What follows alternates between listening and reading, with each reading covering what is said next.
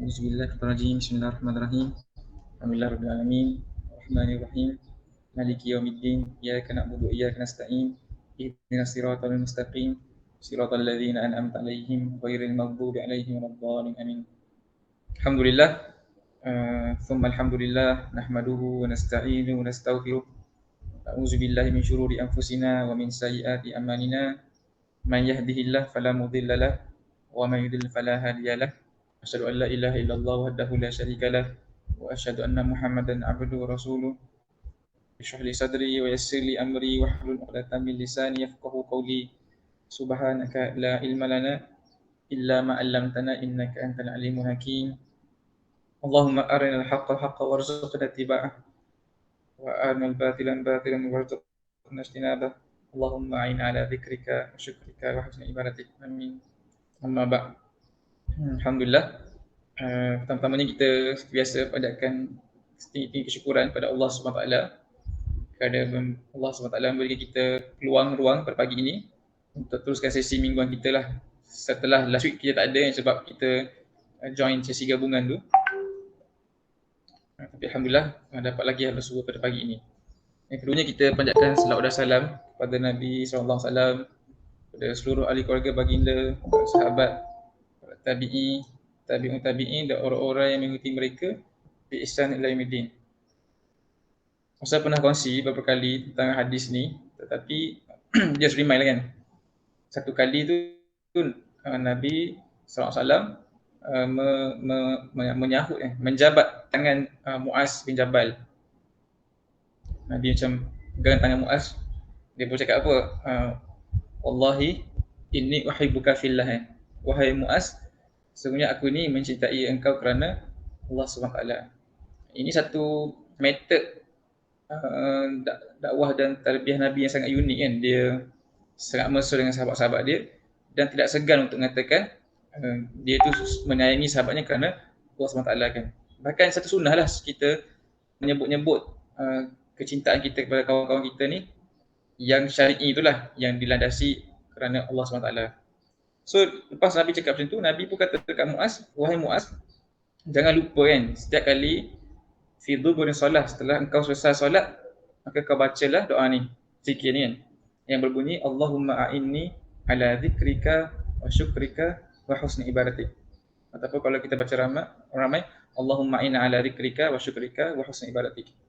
Yang bermaksud Allahumma a'inni, ya Allah, bantulah kami ini ala zikrika, untuk mengingati engkau, syukrika, untuk mensyukuri engkau, wa husni ibadatik, dan untuk memperelok ibadahku kepadamu kan. Ini adalah pesan Nabi kepada Muaz bin Jabal, seorang sahabat yang telah pun kita kata sangat memahami Islam, sangat faqih agama, sangat luas ilmunya. Apa bukti Muaz ni sangat hebat? Nabi boleh utus dia jadi gubernur ke Yaman, satu negeri yang jauh daripada Madinah. Ketika itu dia masih muda remaja kan. Maknanya dia ni ada full capacity lah nak memahami Islam kan. Bijak. Dan memang Nabi acknowledge Muaz bin Jabal ni, dia punya expertise tu dalam urusan fiqh halal haram. Itu dia kemahiran dia lah yang lebih.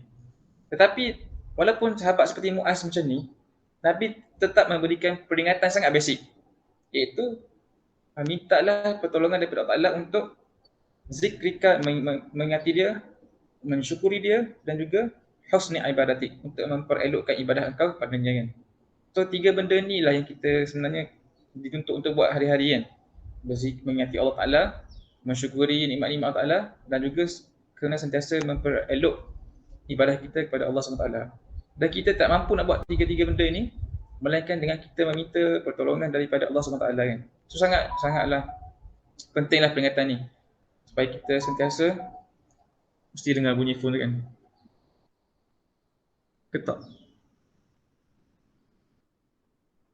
Tak dengar. Dengar je. Kena silent lah. Okay, tak apa. Kat mana tadi?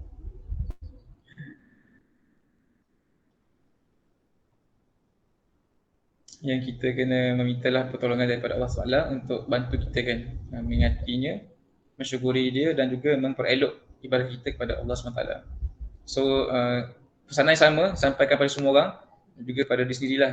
Fully sehari-hari kita ni sentiasa improve kan aspek zikrullah kita, ingat kepada Allah Ta'ala, aspek syukur kita kepada Allah SWT, dan juga aspek kita memperbaiki ibadah kita kepada Allah Subhanahu Wa Taala. So hopefully sesi macam ni lah jadi satu platform lah untuk kita check kan keadaan diri kita dalam 3 aspek ni lah sekurang-kurangnya. Kita masih lagi tunggu ada kawan-kawan yang belum masuk, Baim dan juga adik kan, ataupun Qayyum sekali ni, insyaAllah. Kalau siapa yang rasa nak bertanya khabar, boleh lah tanya diorang kan, diorang kat mana, apa yang sedang diorang hadapi, ada benda ke. Kita juga hari ni ada kawan yang sedang positif. Yang sangat positif, sampai COVID positif ni. Amat kan. So syafakallah, semoga cepat pulihlah seperti sedia ada. Okey Kak Amar, sekarang macam mana update? Ada Kak Amar? Alhamdulillah okey sikit sebab kena berjaga kan. Saya tanya, siapa yang dah ambil vaksin kat sini? Belum lagi Belum lagi. Kenapa tu Baim dia macam dah vaksin Dah kan dia? Macam dia dapat awal? Tak ada blok dia kat sini.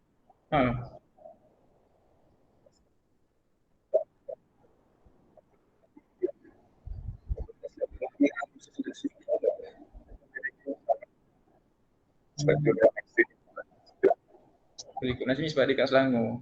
Possible juga. Mungkin sebab Shah Alam tu tinggi sikit kes kan. Tapi tak apa. So itulah, semoga Amar diberilah kesembuhan saja singgung dah sekejap. Sebenarnya tak tahulah nak kata macam mana, tapi sakit ni benda yang normal lah. Sakit in generally kan. Cuma COVID ni dia sedikit berbeza.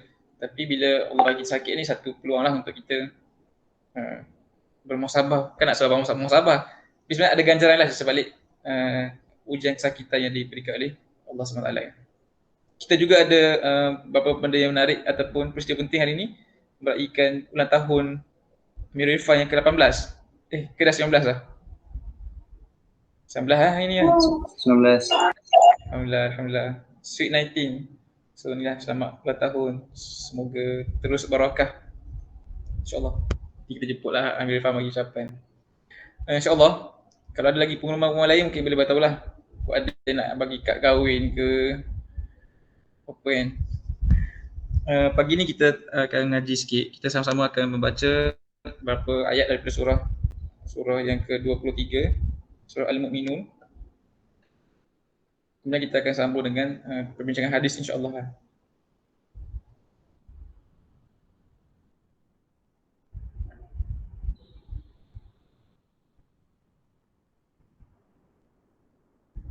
Kita baca surah Al-Mu'minun daripada awal sampailah page yang kedua.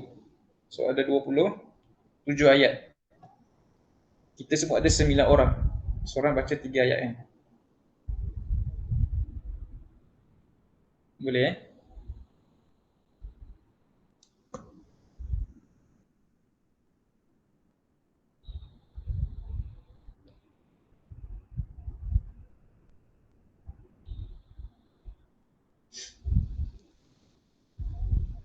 Kita baca ikut ni lah, ikut turn alphabetic order ni. Abang baca dulu, kemudian Aiman, lepas tu Amirul Irfan, Ammar, Akrami, Fahim, Imran, Uwais, Najmi. Okay, 9.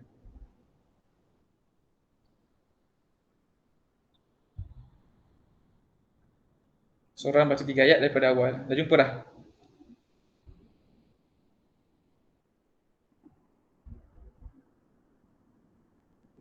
Okay.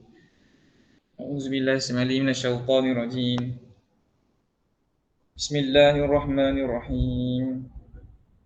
Qad aflahal mu'minun alladzina hum fi salatihim khashi'un walladzina hum 'anil lagwi mu'ridun.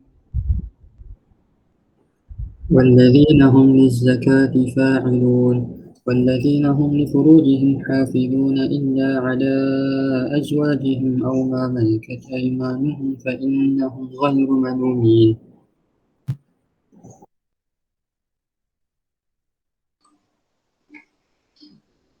أعوذ بالله من الشيطان الرجيم. فمن ابتغى وراء ذلك فأولئك هم العادون والذين هم لأماناتهم وعهدهم راعون والذين هم على صلواتهم يحافظون.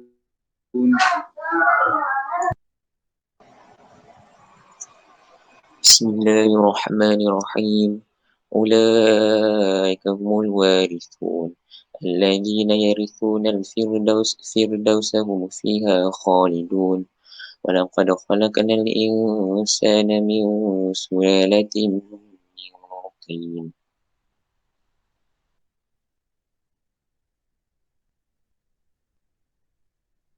بسم الله الرحمن الرحيم. ثم جعلناه نطفة في قرار مكين ثم خلقنا النطفة علقة فخلقنا العلقة مضغة فخلقنا المضغة عظاما فكسونا العظام لحما ثم أنشأناه خلقا آخر فتبارك الله أحسن الخالقين. ثم إنكم بعد ذلك لميتون.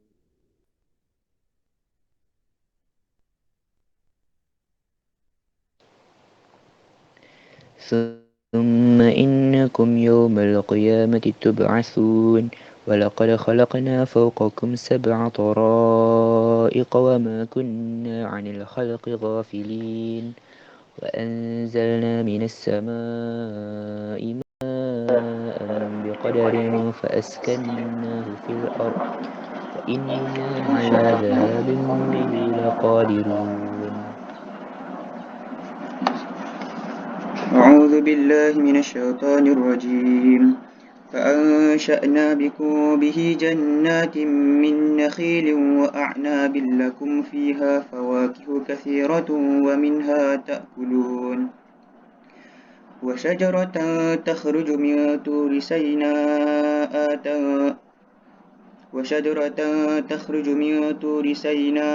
تنبت بالدهن وصبغ للآكلين وإن لكم في الأنعام لعبرة نسقيكم مما في بطونها ولكم فيها منافع كثيرة ومنها تأكلون.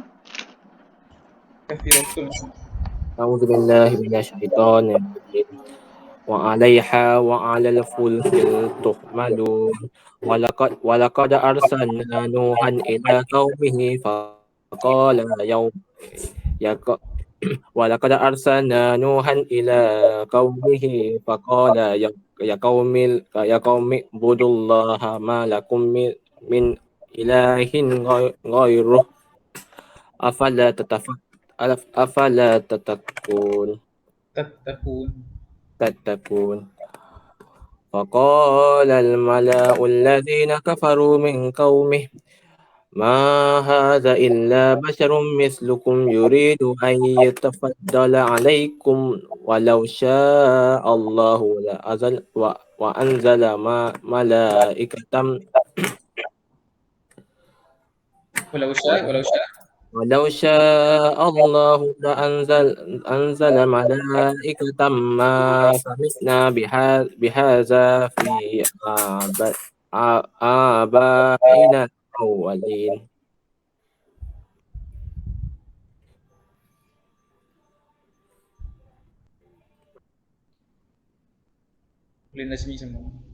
أعوذ بالله من الشيطان الرجيم. إن هو إلا رجل به جنة فتربصوا به حتى حين. قال رب انصرني بما كذبون. فأوحينا إليه أن اصنع الفلك بأعيننا ووحينا فإذا جاء أمرنا وفارت النور فاسلك فيها من كل زوج 2 وأهلك إلا من سبق عليه القول منهم ولا تخاطبني في الذين ظلموا إنهم مغرقون. Sadaqallahu al-azim. Jazakumullah khair. Terima kasih semua di atas bacaan masing-masing.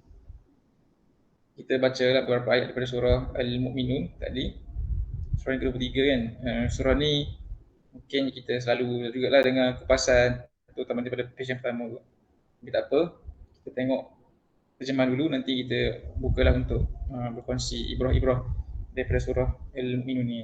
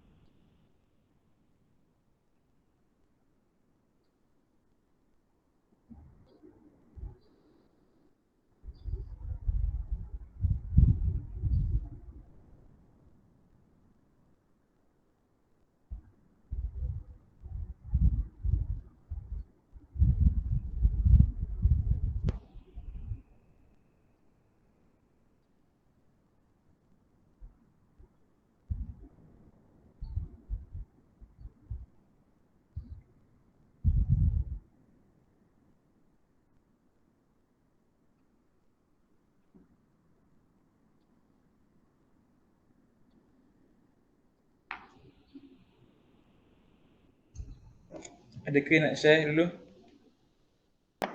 Nak memecah kesunyian pagi ni. Boleh? Okey, silakan. Saya nak share ayat 12 dan seterusnya, tapi tak adalah semua, cuma sikit je lah. Pasal penciptaan manusia. Ayat 12 tu maksud, dan sesungguhnya kami telah ciptakan manusia, yakni Adam daripada tanah, satu parti daripada tanah. So, apa yang nak kongsi dekat sini, macam kita tahu manusia ni kan asalnya dia dicipta daripada tanah kan. Dan kita tahu sifat tanah ni dia ada banyak. Contohnya ada lembut, ada yang keras. So macam itulah manusia kan. Manusia ni diciptakan dari satu benda yang sama, iaitu tanah. Tapi mungkin ada banyak karakter ataupun sifat-sifat tertentu lah, macam sifat tanah tu sendiri. Lepas tu seterusnya, tanah ni juga kita tahu ada banyak warna kan. Ada tanah merah, ada tanah coklat dan sebagainya. Dan disebabkan sifat tanah yang banyak tu jugalah manusia ni dilahirkan pelbagai warna.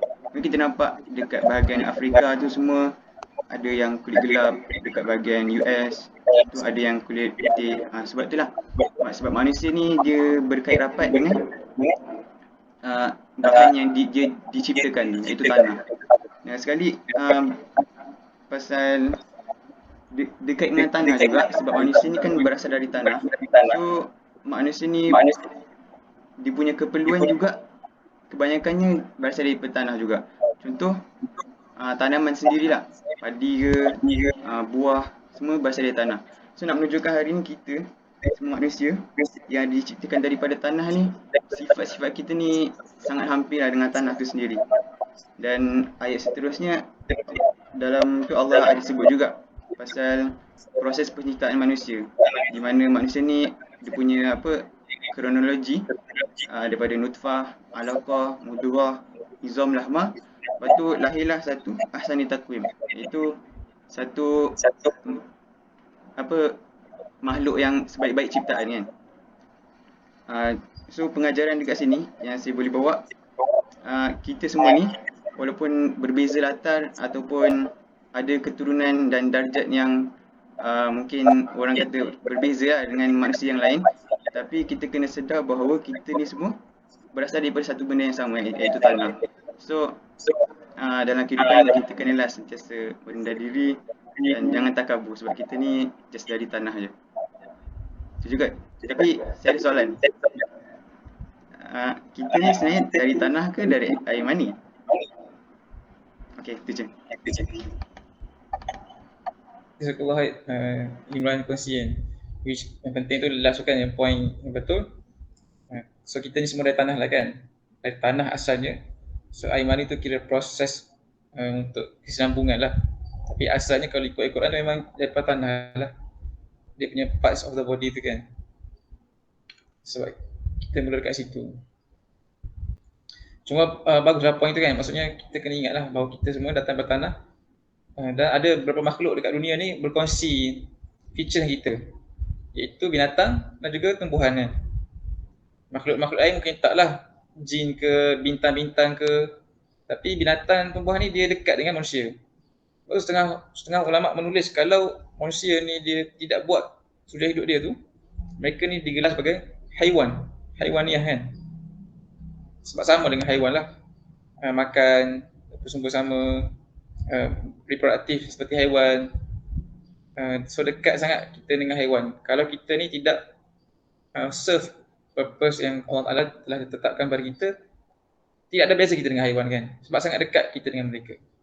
So yang membezakan kita ni bukanlah warna kulit, betul kan? Bukannya kita ni lahir Johor, asal Johor, mulia sebab JDT tak kan.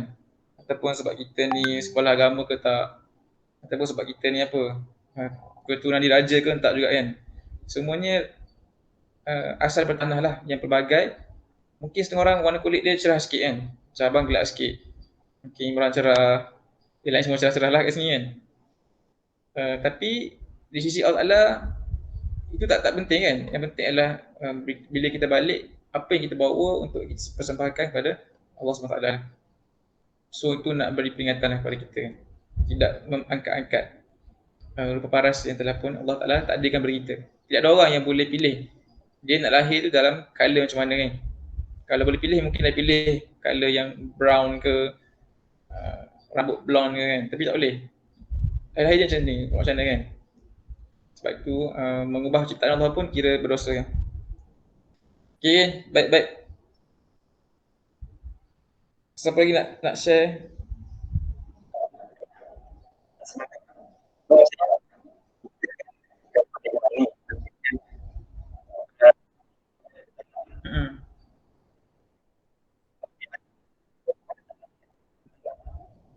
Tekstur kita tekstur tanah lah kan.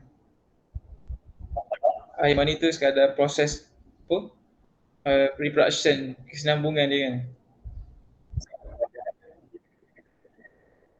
Udara dan bertanah.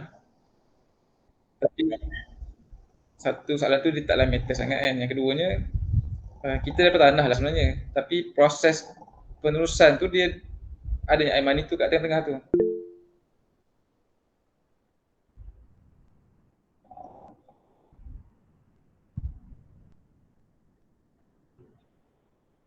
Sebab Allah sebut kita dapat tanah kan. Manusia tu, keturunan dia tu dia pass down dengan air mani, betul lah tu. Tapi manusia tu dia dapat tanah lah, sebab kalau kata jin daripada api, tapi proses jin tu membiak kita tak tahu macam mana. Mungkin dia ada juga kan keturunan dia tu, dengan dia muntah ke benda, wallahu alam lah. Tapi asalnya kita punya kulit pun memang ada ni kan, tekstur tanah kan. So adakah kita tanah kat air mani macam tak penting soalan tu. Tapi faham tak, dia bermula kat tanah tu lah. Dan Al-Quran banyak menyebutlah tentang manusia tu datang dari tanah. Bang, habis tu kalau haiwan dia macam mana dia muncul? Macam mana? Datang dari mana? Kalau dia daripada tanah, habis tu haiwan dari mana? Haiwan dari mana? Tak tahu. Tak tahu pula haiwan dari mana. Probably pun dari tanah juga kan? Probably. Sebab tekstur kita pun hampir sama kan? Tapi itulah soalan-soalan yang kita tanya ni, apa motif dia? Sebab dia lah kan, info ke apa ibrah dia kan? Sebab ikut dia lah haiwan, suka hati dia lah, dia dari mana pun. Yang penting haiwan tu ada untuk kita kan, serve kita. Yang penting kita bermana tu untuk kita sedar lah. Okay, boleh, minta maaf Uwas.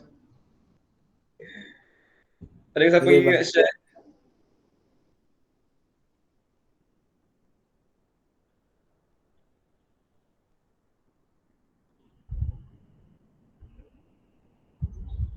Kalau tak ada, abang share sikit ikut kan. Satu khawatir kot tadabbur. Nak tengok ayat ke-14 dan ayat ke-15 tu. Mungkin nak share dua benda hari ni. Satu pasal kaitan dengan video normalikan tu kan. Tapi satu yang ni dulu. Itu Allah SWT dalam ayat ke-14 ni menceritakan dengan detail proses yang berlaku semasa proses baby ataupun perkembangan fetus lah dalam rahim ibu kan. Jadi kata cerita air benih itu bla bla bla bla. Di hujung tu dia kata summa ansha'na khalqan akhar fatabarakallahu ahsanul khaliqin. Kemudian yang menariknya ayat ke-15 Allah kata summa innakum ba'da dzalika lamayitun. Kemudian semuanya kamu setelah itu akan mati. Sebenarnya di antara proses ni kan, pembentukan bayi dalam perut ibu ni sampailah mati tu dia ada banyak lagi step lain kan. Dia ada lahir, dia membesar jadi baby, merangkak, belajar bercakap, belajar makan. Makan pun makan liquid dulu, kemudian makan yang material fizikal, kemudian dia masuk tadika. Tapi Allah Ta'ala tidak mendetailkan benda tu. Kesemua hayat kita dunia tu diringkaskan dengan satu perkataan je, iaitu thumma, kemudian kan. Jadi ayat ini kan, surah ni macam nak cerita tak penting pun life tu. Satu period yang orang begitu memberi penekanan, sumbangkan masa, sungguh-sungguh enjoy. Tapi dalam ayat Quran ni dia disebut dengan sangat ringkas, thumma, kemudian, ba'da dzalika lamayitun, masing-masing akan mati. Allah nak mengingatkan kita kan, betapa sekejap dia masa ni di dunia, sehingga dia hanya diringkaskan oleh Allah Ta'ala dengan perkataan summa.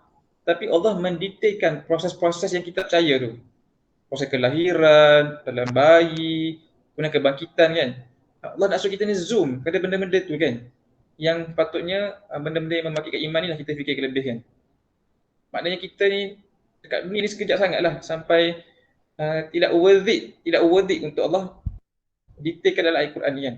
Sedangkan dalam kepala kita itulah penting kan, hari-hari fikir nak makan apa, lepas ni nak sama belajar mana, tengok orang lain dah kumpul duit account bank banyak, dah mula bisnes sejak daripada muda, aku tak bisa income lagi lah fikir. Tapi berapa ramai orang dengan kita ni fikir tentang hari kebangkitan tu. Sedangkan ayat Quran ni dia cerita pastu kan.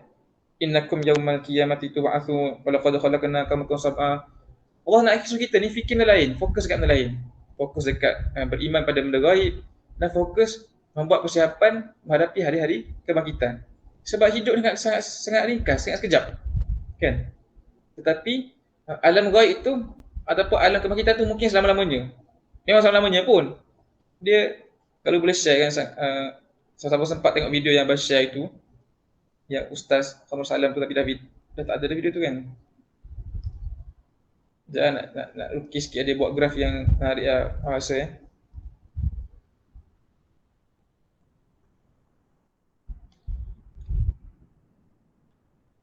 Nampak tak? Nampak.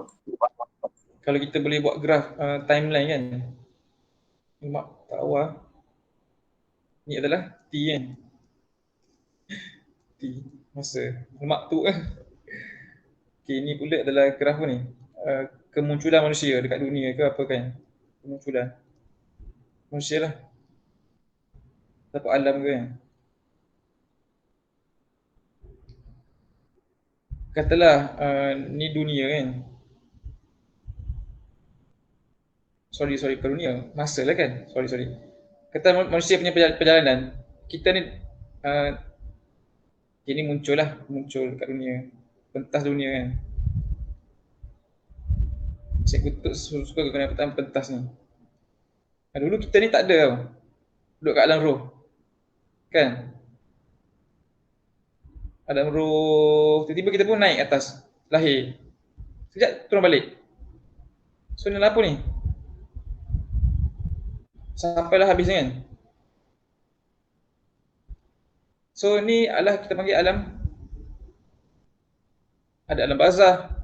Sini-sini ni kan. Dia ada alam apa lagi sini? Tak ada pula. Macam-macam alam lah maksudnya. Maksudnya sebenarnya dunia dekat sini je. Kita muncul sekejap tu. 60 tahun mungkin. Tapi yang selebihnya tu adalah hari kebangkitan, alam barzah yang sangat panjang, yang tidak ada penghujung.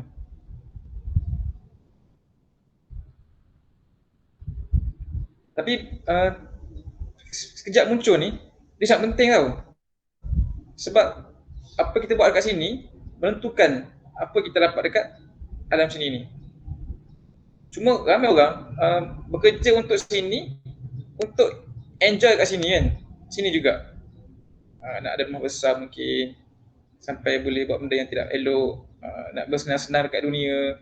Sedangkan dekat sini bukan tempat nak bersenang-senang kan. Allah kata apa? Thumma je. Thumma ba'da dhalika lamayitun, akan mati kan. Jadi surah ni dia itulah pada pandangan lah kan, dia nak mengembalikanlah kita punya wawasan akhirat tu kan, supaya tengok dunia tu taklah terlalu terpegun dengan kecantikan, keindahan, seronoknya, kemewahan, macam-macam lah nikmat-nikmat kita bagi kan. Tapi sentiasa ingat bahawa ini semua sekejap. Kita ada lagi kehidupan yang lebih abadi, lebih kekal, yang lebih real, yang kita kena usahakan perkara-perkara ni sekarang lah kan. Semoga taklah kita terkeliru dengan dunia yang cantik ni kan. Sebab kalau nak banding kita dengan orang dulu, para Nabi ke, para sahabat ke, mereka tak adalah menikmati ni. Tempoh mereka ni 60 tahun ni kan. 63 tahun ke. Tapi insyaAllah mereka ni menikmati kehidupan lepas ni kan. Sekarang kita ni terlalu enjoy dekat sini ya. Jangan risau juga kan. Kalau kita dah enjoy dekat sini, entah apa kita dapat dekat belakang-belakang ni. So ayat ni dia nak kembalikanlah kesedaran kita bahawa tidaklah terlalu fokus, tumpu sampai rasa akan hidup kat sini selama-lamanya, umur kat sini selama-lamanya, takkan mati, takkan tinggalkan alam ni kan. Padahal kita akan semuanya pergi menghadap Allah SWT. Itulah nak share sikit lah daripada ayat yang ke itulah apa ni 14 dan 15 kan. So Allah daripada susunan Al-Quran ni Allah memberi gambaran lah, ataupun as if kan, seolahnya nak cerita betapa tidak signifikan lah life dunia yang kita rasa panjang bagi kita tu, tapi dia sangatlah tidak ada apa-apa nilai sisi Allah, melainkan satu tempat yang Allah munculkan kita sekejap untuk kita ni beramal sebanyak mungkin dan bawa bekal tu semua dekat akhirat kelak. Wallahu alam. Adakah siapa nak share lagi atau nak tambah ke?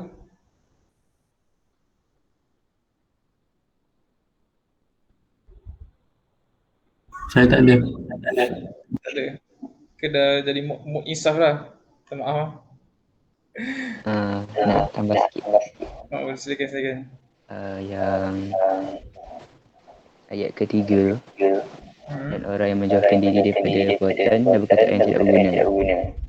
Baca ayat ni saya teringat hadis yang yang Nabi cakap kesempurnaan atau kebaikan Islam seorang tu apabila dia meninggalkan perkara yang tidak bermanfaat baginya. So kalau boleh relate dengan apa yang abang baca lukis tadi tu, yang graf tu. Kalau nak bandingkan kehidupan kita ni, kita ni sangat ringkas kan. So bagi seorang Muslim yang kita ada vision tentang akhirat, tak sepatutnya lah kita gunakan masa kita ni dengan benda-benda yang tak berguna. Dan banyaklah dalam Al-Quran sendiri pun Allah bersumpah dengan masa kan. Betapa masa yang kita dunia ni sangat singkat dan tak boleh nak gambarkan betapa berharganya. Sampai dalam Arab ada pepatah bahawa masa ni ibarat pedang. Kalau kita tak pintas dia pintas kita. So refleks dia, kita kena guna masa kita yang baik. Lepas tu kalau jadi isu-isu tu just acknowledge je, tak payah nak tumpuk sangat-sangat. Sebab kalau dia tak beri manfaat kepada kita, kita perlu jauhkan lah. InsyaAllah tu je. Baik. Ustaz Wahid, faham pengataan bagus kan? Kalau boleh share hadis tu yang berbunyi min husnil Islam al-mar'i tarku ma la ya'nihi. Antara tanda keelokan Islam seorang itu adalah dia meninggalkan benda-benda yang tak ada kaitan dengan dia lah. InsyaAllah kita akan bincang hadis tu, tapi entah bila dia ada dalam hadis 40 ni kan. Hadis ke-13 tu atau 14. Allah Alam mungkin tu je nak share. Ingat tadi nak share pasal ni kan, video Nama Ali Khan tu. Macam mana? Perlu kena ulas. Tak sure adakah semua orang dah tonton video yang abang share tu, yang Ustaz Nama Ali Khan tu kan. Yang ada kaitan kot. Mungkin kalau ambil sedikit masa sekarang ni. Video tentang how, dia kata kan, tajuk dia apa? How Quran affects you kan. Affects.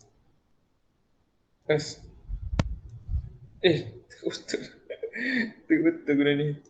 Tak biasa lagi ya.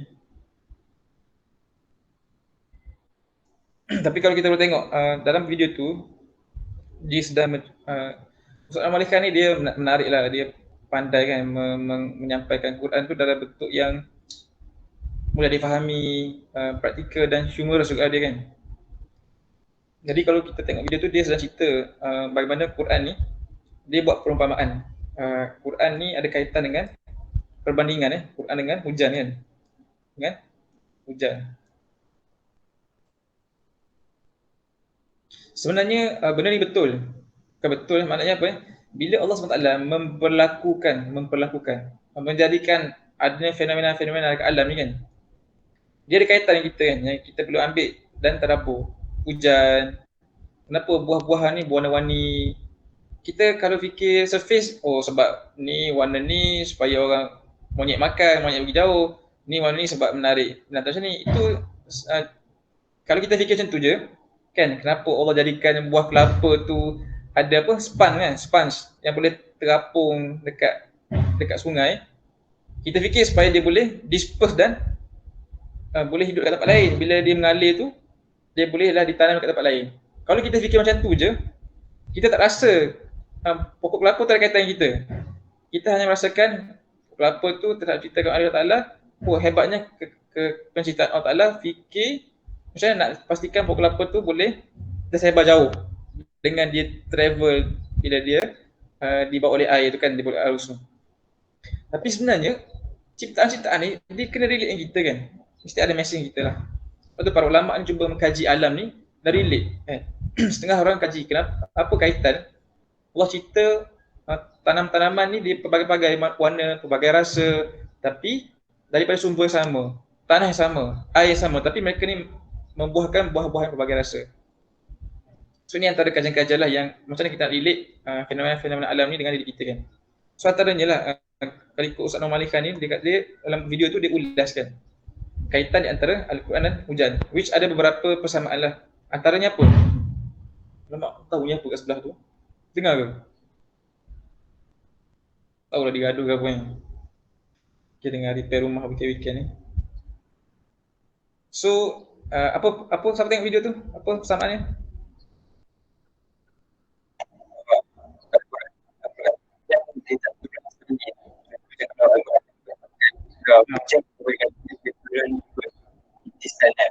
Betul. So pertama dia berperingkat kan. Berperingkat. Okey lah. Yang kedua dia turun tu samalah. Turun langit kan. Apa lagi? Banyaklah persamaan dia. Lagi ialah dia ni tidak boleh dibuat oleh manusia kan, sama di Al-Quran. Hujan pun sekarang orang dah boleh buat hujan kan. Boleh betul ke orang buat hujan?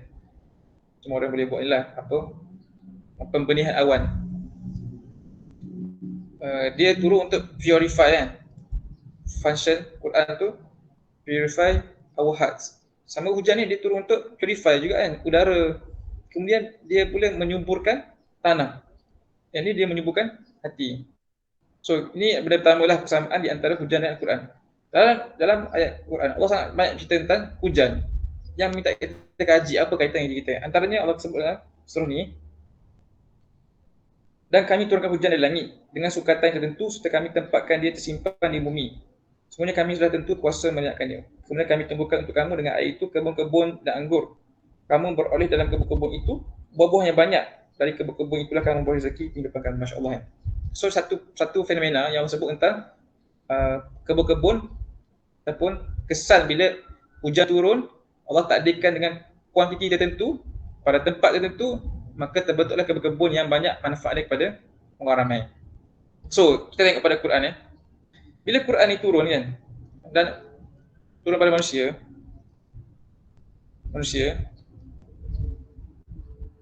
ada dua kesan dapat kat manusia tu.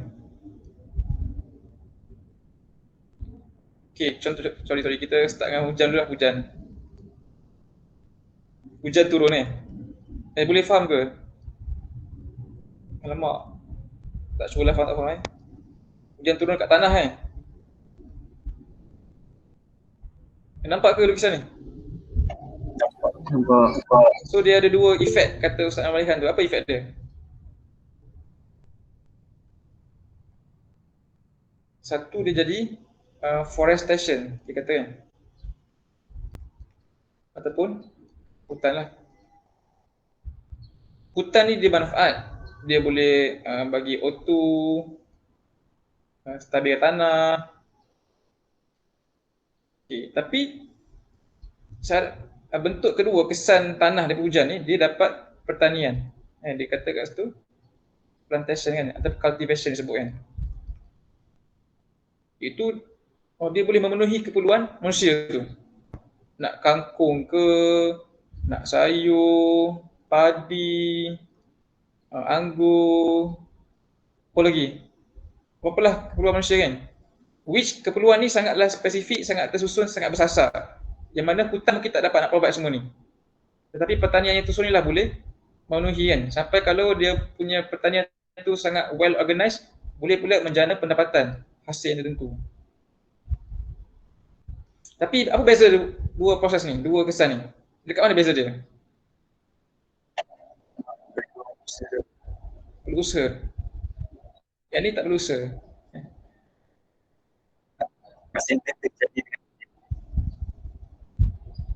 Macam-macam ambil tempat lah kan tu.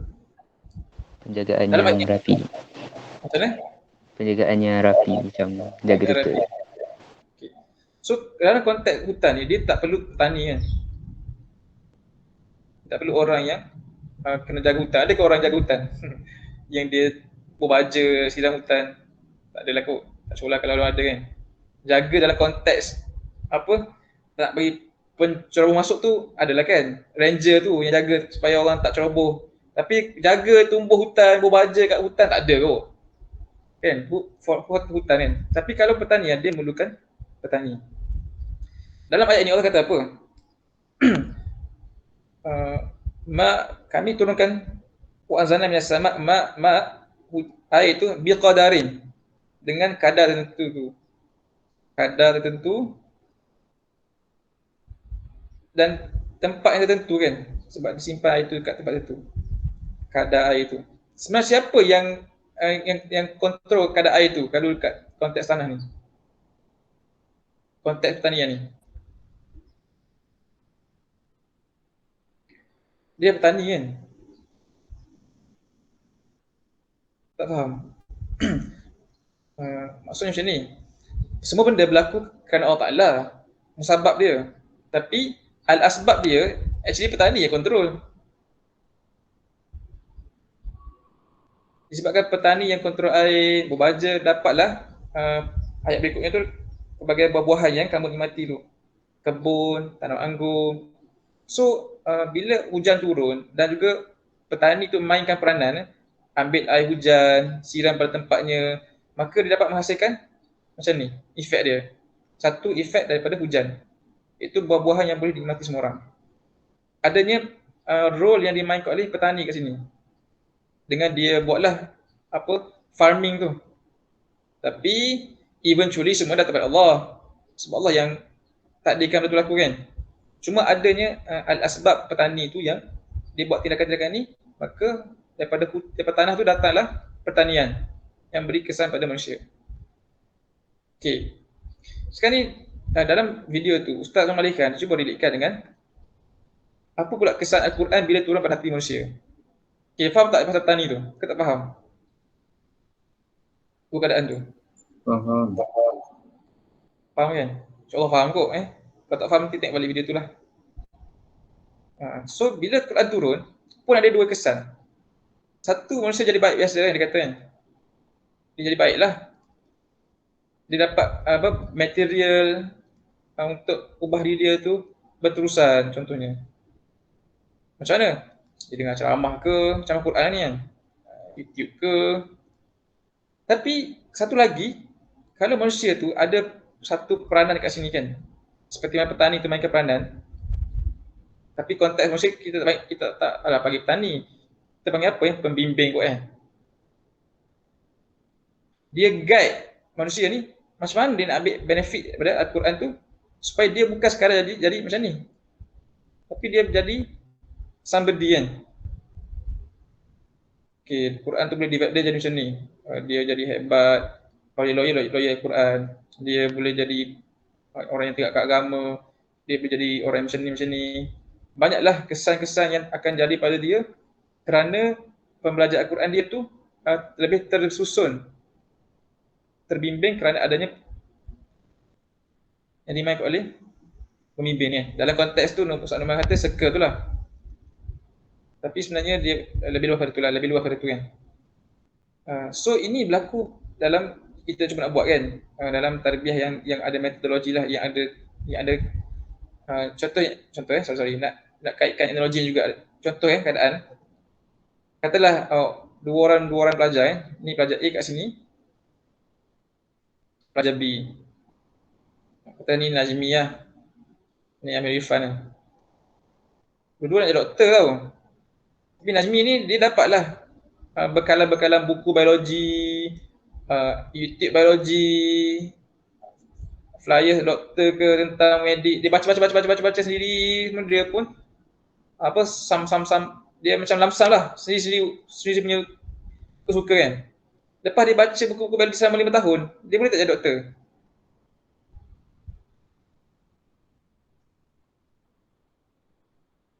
Soalan. Tak boleh kan, walaupun dia baca buku biologi, semua buku dengan usaha dia tu selama 5 tahun. Belum tentu dia dapat jadi seorang doktor after 5 years. Tapi kalau Amir Irfan, dia masuk kuliah perubatan 5 tahun juga. Sebab kan kuliah tu ada pembimbing, dia ada penilaian, dia ada praktikal. Dia panggil sistem tu manhaji kan. Manhaji ni apa tersusun lah. Structure ada dia punya metodologi tertentu. So bila orang tu go through manhaji macam ni, kalau program tu lahirkan doktor, maka dapat lahirkan doktor. Tapi isu hari ni lah dia nak ceritakan, bila manusia, orang awam ni ataupun manusia in general ambil Quran, ada yang ambil Quran tu pergi ke kategori ni, sangat sikit yang masuk yang kategori ni kan. Yang mana patutnya pembacaan Quran tu dia kenalah dimanhajkan lah sebenarnya. Dia kan ada apa objektif dia, dia punya mesti ada bersirinya macam ni tersusun, ada yang membimbing, ada check and balance, apa kesan dia, apa output dia. Tapi kalau dia sendiri, dia tak ada dalam benda tu, tak ada nak kontrol ni kan. Ini berlaku dekat kita punya pendidikan Islam di luar sistem sekolah tu. Masjid kan dia tak ada dalam macam ni. Masjid macam ni kan. Hari ni penceramah A, okay, topik apa? Taharah. Kalau A tak ada, kita call lah penceramah B datang, gantilah topik apa pun asalkan ada isi saja. So orang nampak Islam tu, pembelajaran Islam tu hanyalah sekadar isi masa kan. Tapi dia tidak membentuk orang tu jadi somebody yang dia faham Islam ke, dia boleh jadi ustaz ke, dia boleh mempelajari Islam ke. So patutnya Quran tu dia dididik macam ni kan. Tanpa kita nafikan ada kebaikan syar'i ni. Tapi dia nak cerita bahawa Quran tu akan affect us more kalau kita ada standard ataupun method macam ni lah.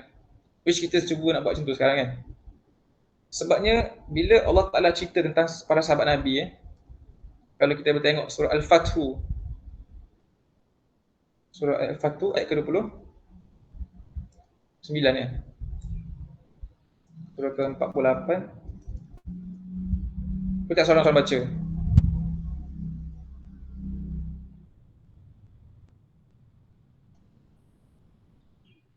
Baca terjemahan dia pun okey.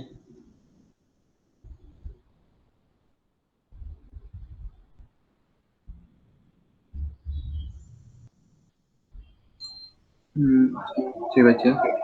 Dia kan? Baguslah birthday boy ni. Maksud juga kan? Masuk okey je. Muhammad adalah utusan Allah dan orang yang bersama dengan dia bersikap keras terhadap orang kafir.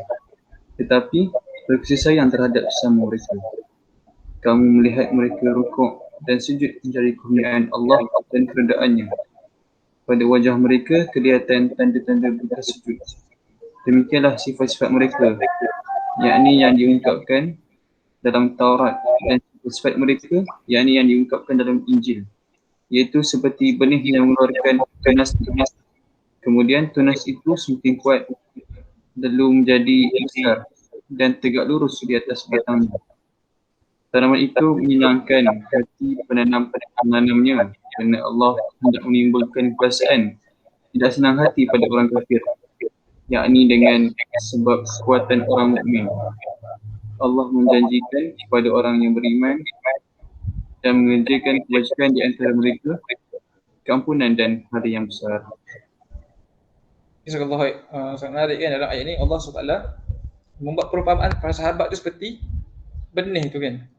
So dia cuba nak relatekan balik proses sahabat ni yang telah pun go through Islam tu melalui method yang tertentu, bukan random.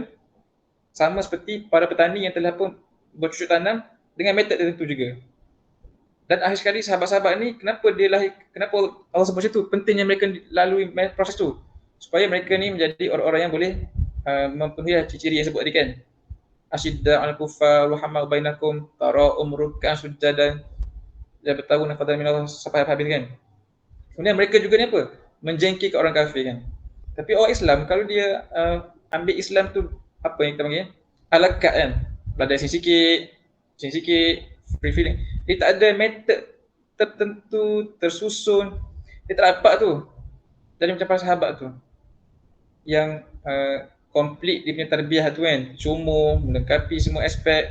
Dia punya grow tu dinilai, ada orang yang assign dia, lepas tu dia kena buat apa.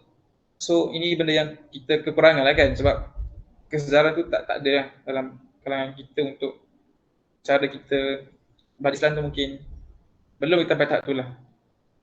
So nak cerita, ini nak ulas je video Ustaz Malikan tu, which sebenarnya banyak lah Quran Allah cerita pasal ni kan, maksud kita perhati kaitan di antara proses bila hujan turun mengesani tanah tu ada dua keadaan. Satu jadi hutan, baik juga. Tapi satu lagi baik bila dia di adanya peranan petani tu, maka tanah-tanah tu boleh diusahakan menjadi kebun-kebun yang banyak manfaat. Sama juga Al-Quran, dia turun, orang baca, orang datang dengar, randomly buka video, dia bagus. Tazkirah, kan, lembutkan hati, boleh tahan sabar, tapi dia limited dan dia tak disusun lah. Sedangkan misi Quran tu besar. Dia nak kita ni bekerja untuk Islam, kita ni jadi apa?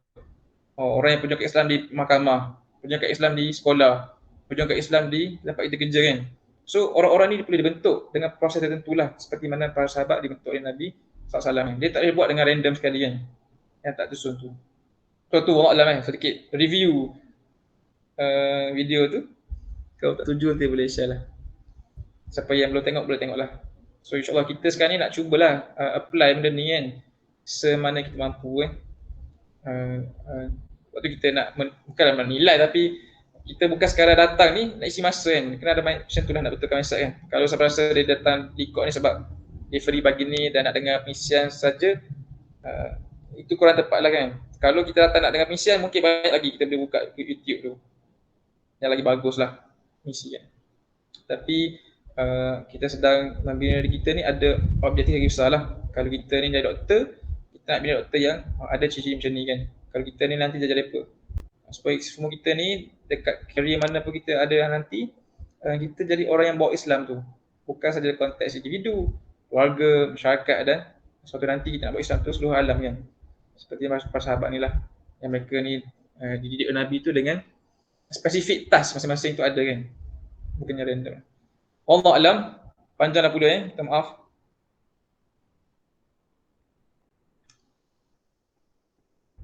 Ada siapa nak komen ke, nak tambah ke, tanya ke?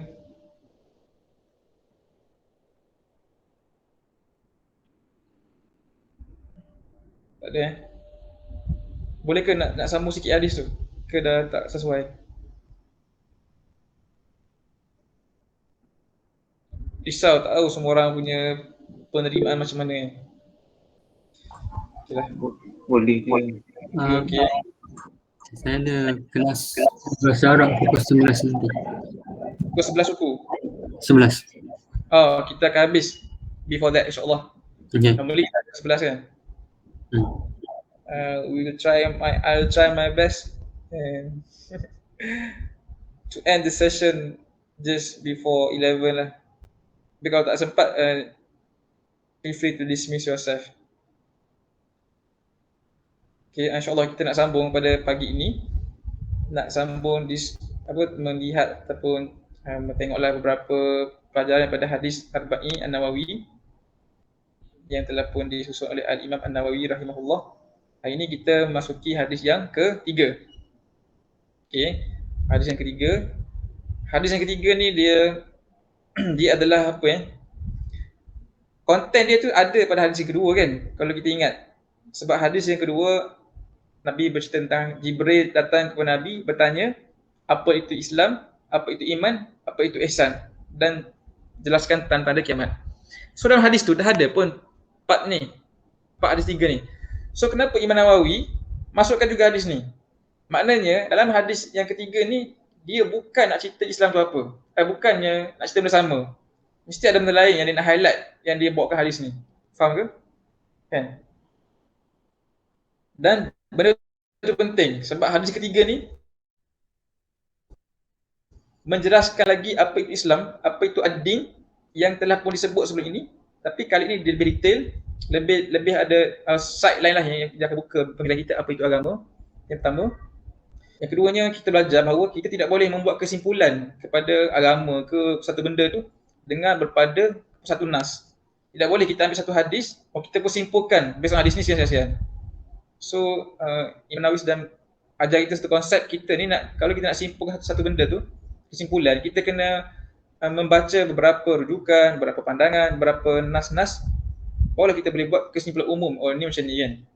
So hadis ketiga ni dia adalah support ataupun pendidikkan pada apa itu Islam yang telah pun disebut pada hadis yang kedua. So kita akan baca sama-sama insyaAllah. Adakah siapa-siapa nak bacakan hadis tu? Selain pada Amir Irfan aku. Tapi boleh juga kalau Amir Irfan nak bacakan.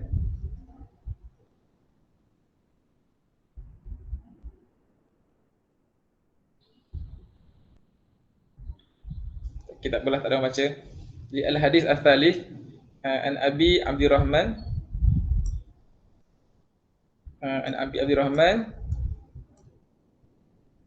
Abdullah bin Umar bin Al-Khattab radhiyallahu anhuma qala. Jadi hadis ini diriwayatkan oleh Abi Abdurrahman. So dia ini adalah siapa ni? Abi Abdurrahman. So nama dia adalah, kunyah dia adalah Abi Abdurrahman. Ni adalah dia punya gelaran ya. Gelaran. Nama dia apa? Abdullah. Namanya Abdullah. Sahabat tu. Bin Umar. Oh, mana ni adalah anak pada Umar. Hadis ini diriwayatkan oleh Ibnu Umar lah ni kan. Abdullah bin Umar. Kenapa nama dia gelaran macam ni? Sebab dia ada anak nama Abdul Rahman. Kenapa radhiyallahu anhuma ni sebab apa anhuma? Sebab merujuk pada Allah Taala telah meredai kedua-duanya kan. Umar tu merujuk pada dua orang lah. Sedang merujuk pada Abdullah ni yang merupakan sahabat dan juga pada bapa dia Umar yang juga merupakan sahabat Nabi. Okey, macam Kelah Hadi pula kan. Okey macam tu.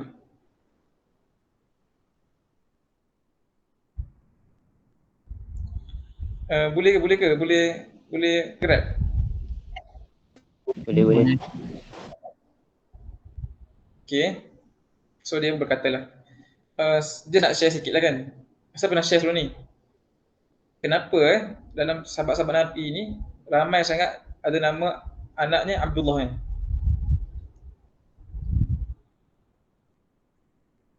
Dah share ke? Kenapa ramai sahabat ni? Ada lebih kurang 200 orang sahabat ni menamakan anak dia Abdullah.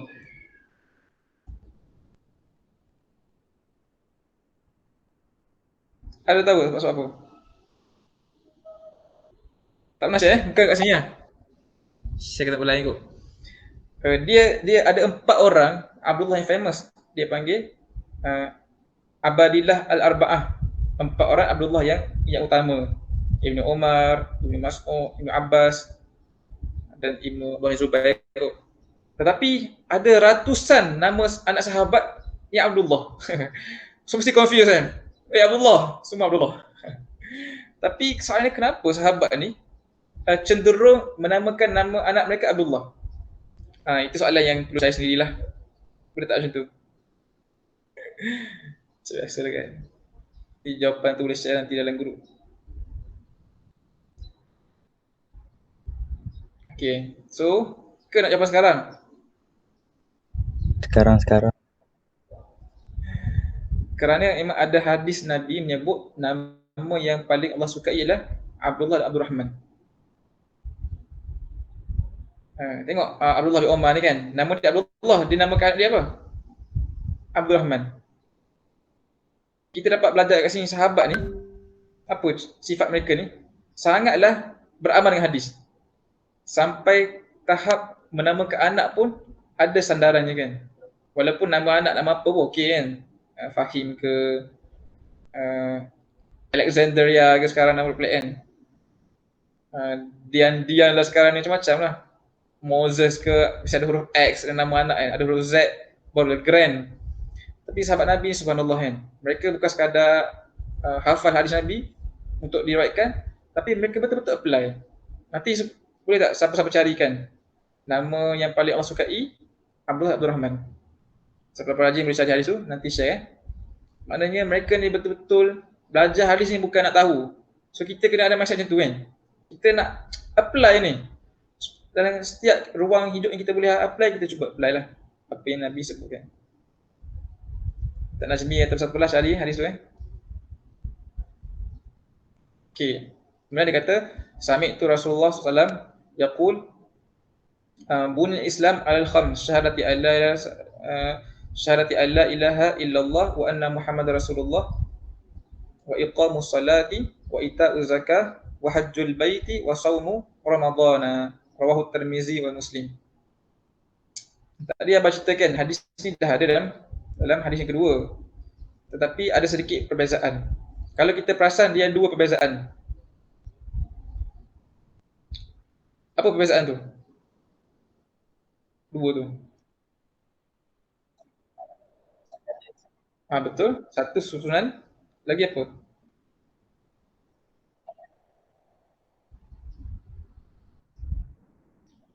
Satu susunan kan. Sebab kalau dalam hadis 2 tu dia tak sebut dia dimula dengan apa ya? Dia beza kat sini kan. Kat sini dia mulakan solat, dia mula dengan syahadah, 1, 2 solat, kemudian 3 zakat, 4 haji, 5 puasa. Dalam hadis sebelum ni dia sebut puasa dulu kot baru haji kan. Okay, itu adalah perbezaan yang pertama.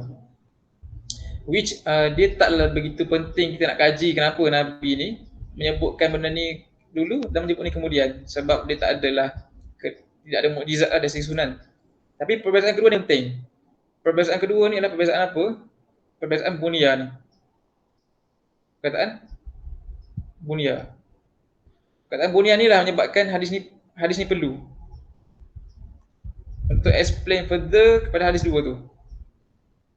Kan? Sebab perkataan bunia tu dia ubah seluruh persepsi kita terhadap apa itu Islam. Okay. Maknanya apa Based on hadis ni secara surface kita boleh kata apa? Islam ni dia ada satu binaan yang pertama sekali kan.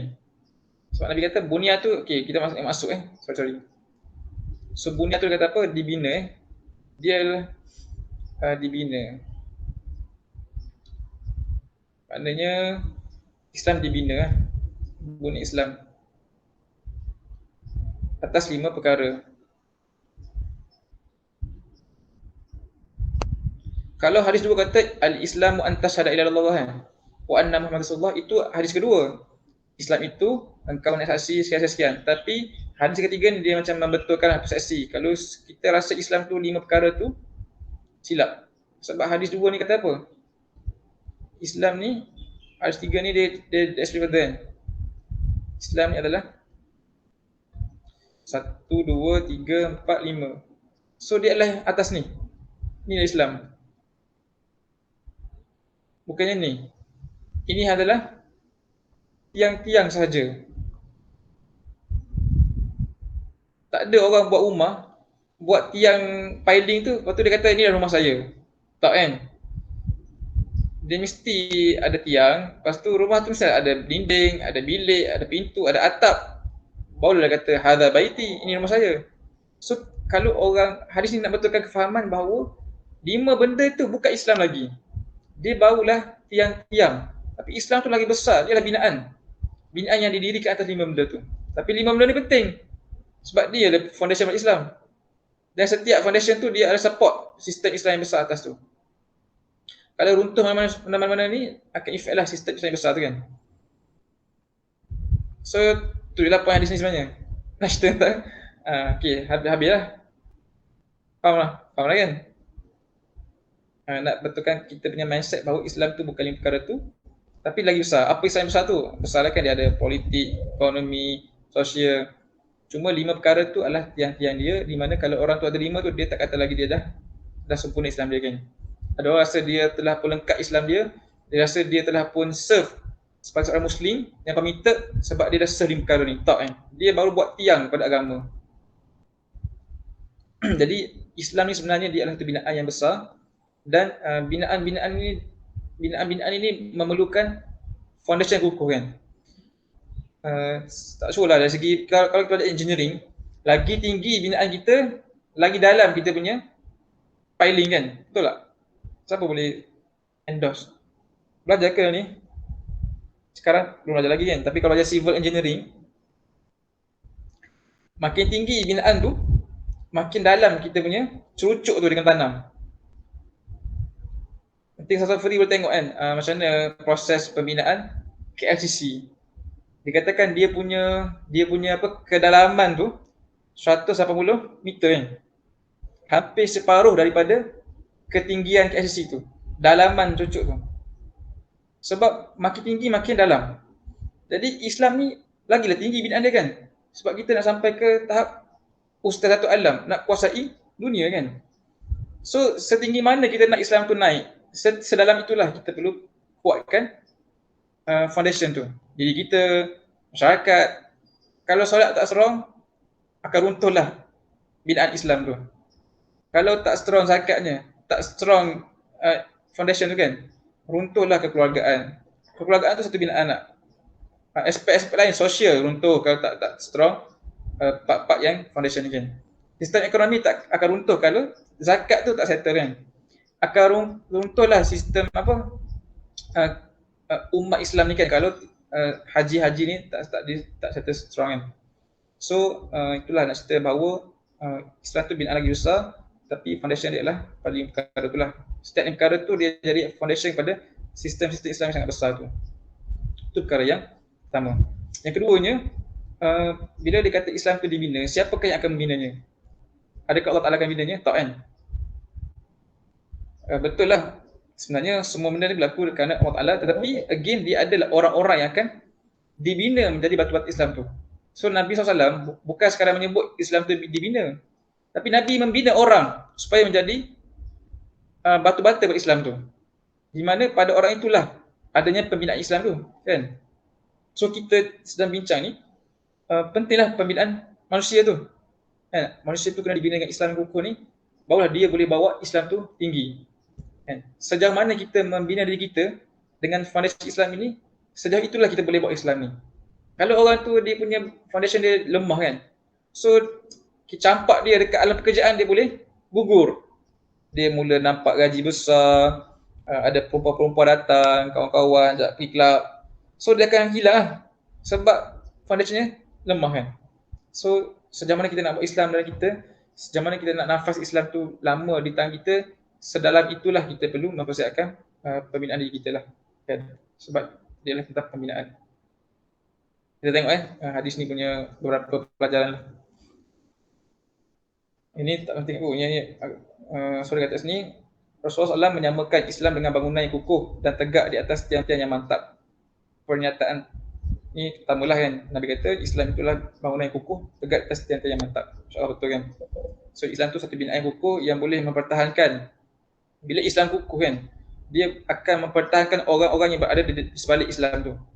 Sekarang ni Islam tu rapuh kan, binaan Islam tu. Sebab tu dengan mudahnya musuh boleh menceroboh negara Islam, boleh membunuh umat Islam, boleh buat apa macam-macam kan, boleh harass orang Islam kan. Dulu di zaman Khalifah Mu'tasim, seorang muslimah kena ganggu kan. Khalifah tu dia kata apa dekat orang yang ganggu tu? Kalau tak hentikan, aku akan hantar tentera di mana kepala dia tu dekat engkau, ujung dia dekat aku. Maknanya akan hantar ramai tentera untuk pergi berbaris daripada negara khalifah sampai negara musuh tu, tentera Muslim, tentera muslimin. Seorang takut dengan orang Islam. Walaupun isu kecil je, seorang muslimah kena ganggu. Tapi hari ni betapa ramai orang muslimah yang dirogol, yang dibunuh, terbiar macam tu. Sebabnya tidak ada binaan Islam yang boleh melindungi umat dia kan. Yang itulah kita kekurangan nak. Kita rindulah zaman-zaman binaan tu strong, kukuh. Tapi pembinaan dia kena mula sekarang. Sebab dia bukannya fantasi datang tiba-tiba, dia perlu melalui proses yang jauh kan. Hari ni tengok Palestin kan. Dia proses lama kan. Sekarang ni contohnya orang ceritalah antara sebab kenapa Israel tu dia undur diri hari tu, sebab ada ura-ura Turki dengan Pakistan kan cuba nak hantarlah roket diorang juga. So nampak tak bila negara Islam tu strong kan, walaupun Turki dengan Pakistan ni taklah Islamic countries 100% pun, tapi at least dia ada sedikit power binaan Islam tu pada mereka, yang itu dah cukup menggerunkan musuh. Tapi kalau lagi ramai, lagi banyak negara-negara Muslim macam tu kan, yang pemimpin yang faham datang daripada rakyat yang faham, rakyat yang dibina dengan foundation yang kuat kan. So lagilah dia menggerunkan musuh-musuh. So akan tercantumlah binaan tu ni kuat. Ceritanya apa? Islam tu satu binaan lah yang akan protect kita dan protect kehidupan kita kan. Sebab itu kalau kembali kepada kisah Rabi' bin Amir lah, ingat balik cerita dia kan, yang dia ni seorang prajurit kecil je tapi boleh pergi berjumpa dengan Panglima Rustum Parsi tu dengan bangga, dengan berani, sebab dia tahu dia ni datang daripada camp yang kuat, Islam yang kuat, tentera yang kuat, binaan yang strong. So dia jadi bangga dengan Islam ni. Orang ini dah tak bangga dengan Islam. tak rasa Islam satu solusi, tak rasa sense of belonging dengan Islam sebab Islam tu keadaan yang rapuh lah sekarang. Yang pertama kan. Okay lah. Okay, habis. Ni pun agak umum lah dia punya pelajaran. So, nombor 7. Dia kata, nas di atas menunjukkan bahawa rukun Islam ada 5 dan masih banyak lagi perkara yang penting dalam Islam yang tidak ditunjukkan dalam hadis. Rasulullah SAW sabda kan. Walaupun rukun Islam tu ada 5 kan, dia kata sini.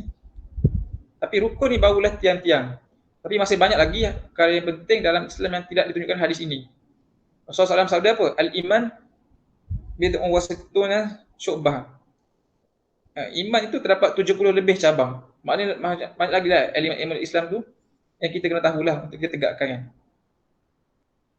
Ataupun hadis lain Nabi menyebut amma ra'sul amru fal Islam wa amma amuduhu fas salah wa amma dhirwatun fal jihad fi sabilillah.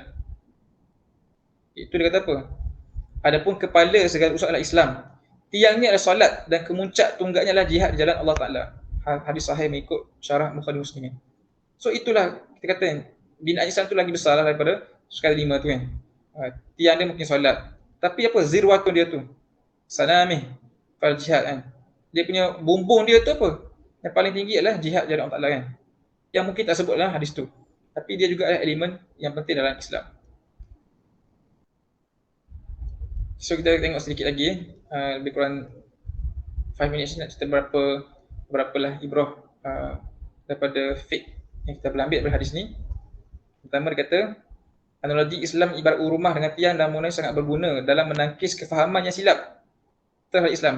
Hadis ini jelas pelengkap pada hadis sebelumnya dalam memahami Islam yang syumul. Kata-kata dibina membuang segala silap faham bahawa Islam hanyalah 5 perkara yang disebut tadi. Sebab poin dia apa pada kata-kata dibina tu?